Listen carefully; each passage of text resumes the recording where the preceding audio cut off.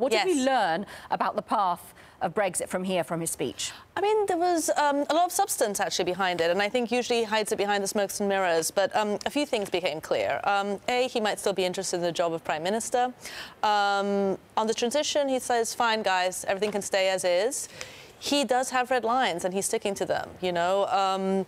He wants divergence. You know, and he doesn't want, he says, we're leaving for a reason, this has to happen.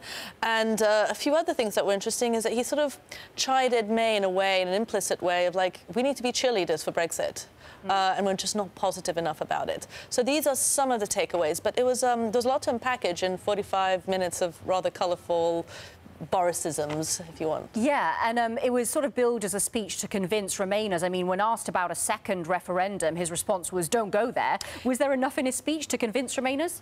Oh, gosh, you know, he's the master of keeping things quite vague, right? He's been asked about the second referendum since Nigel Farage, like, brought it to the front. And he was sort of left himself a little bit of room to, a little wiggle room. And today he really seemed to close the door on that. And he took a couple of swipes at Farage as well, which obviously Farage noticed and responded on Twitter to. Yeah. Is anybody else listening? Is Europe listening, or are these speeches purely for the domestic audience, Flavia? Oh, well, I think Juncker was listening, wasn't he?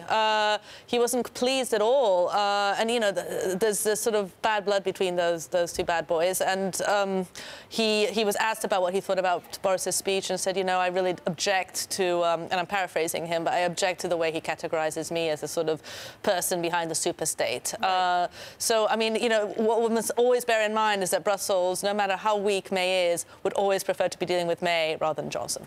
Well, so, and that's the other point. A, they are listening, and B, you know, why are all these speeches even being... why is there even room for these speeches? The only reason is that there isn't a roadmap yet, right? I mean, why... How is somebody like Boris Johnson allowed to give his personal vision for Brexit at this point in the game?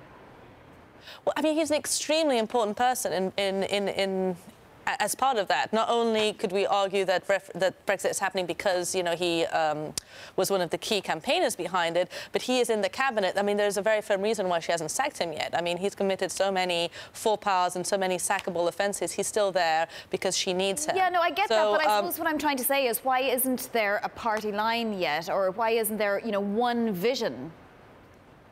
It's a very good question. I mean, the Tory party has been divided on Brexit, on Europe, on what its role is for 40 years. And, you know, just because people voted on it doesn't mean that the government has any more clarity on it, or the Tory party itself. And that is very, very clear to this day, that in spite of the fact that May says, to be very clear, we are leaving and Brexit means Brexit, no one really knows what that means. And that was the case, you know, 2 years ago. That was the case a year ago. It's the case still now.